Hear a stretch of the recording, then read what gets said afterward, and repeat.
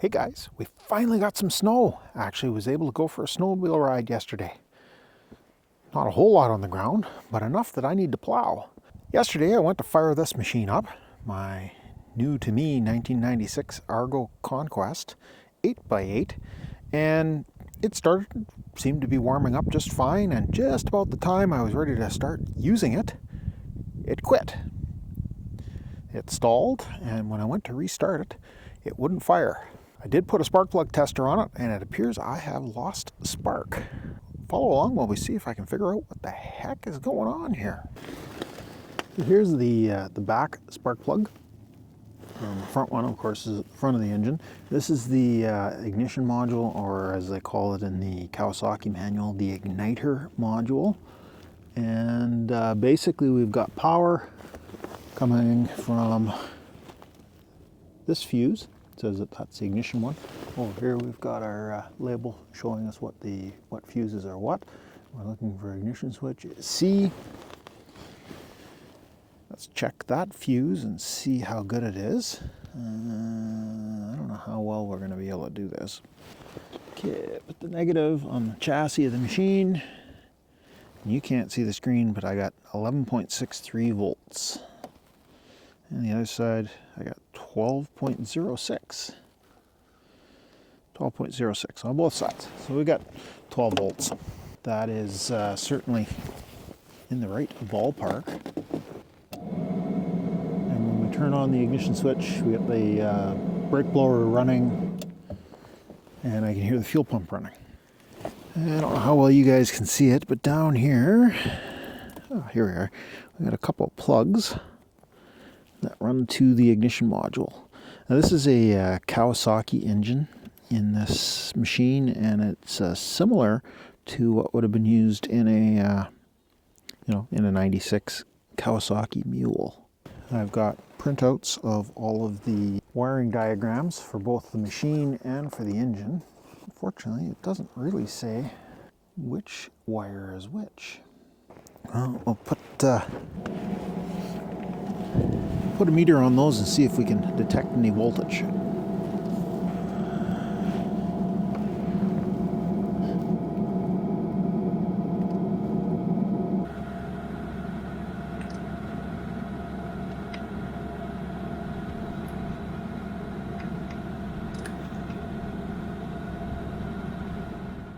Before we get too carried away digging into things, why don't we just pull out these fuses and take a quick peek at them.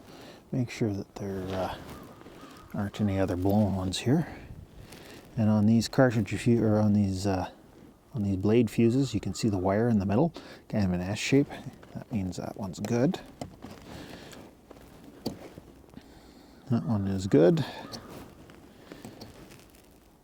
That one is good.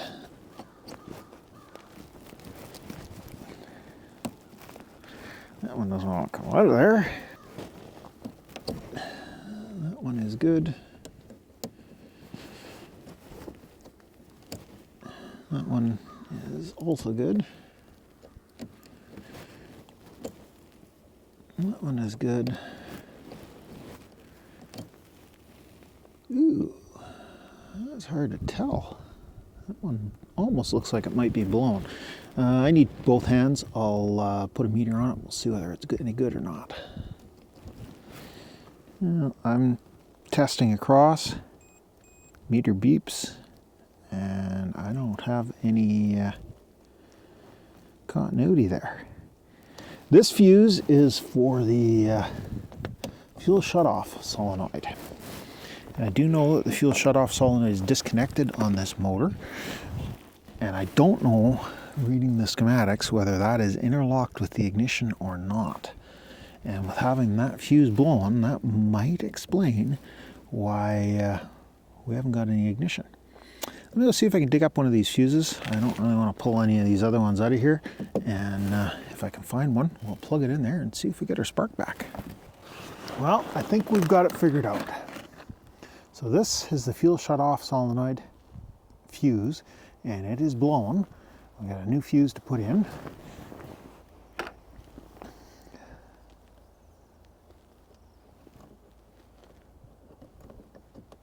And I'm going to do a kind of an overview on the screen.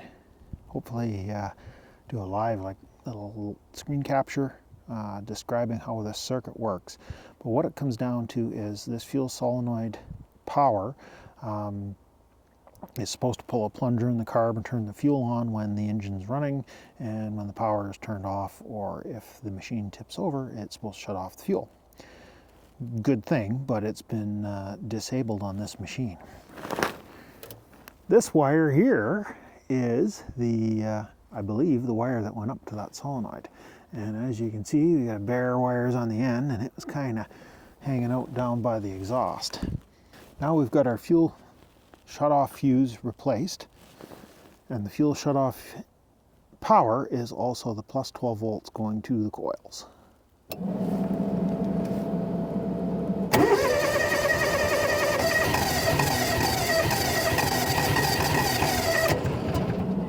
As you can hear, we definitely have fire.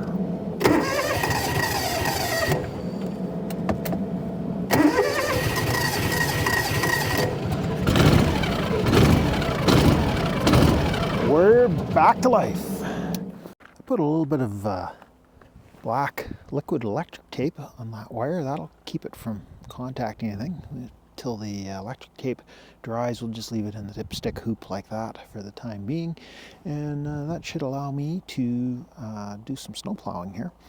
Let me get things staged up. I'll bring you guys along and see how this thing does plowing snow.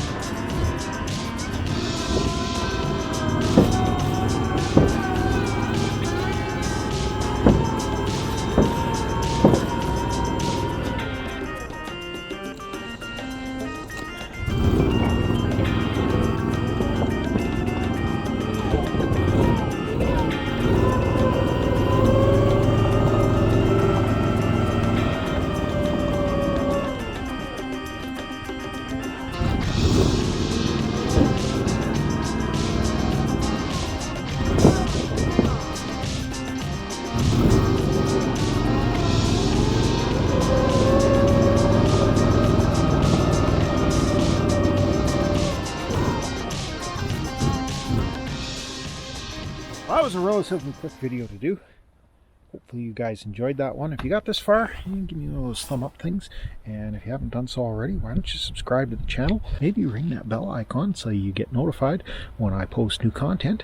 And we'll catch you guys in the next mess. Thanks for watching.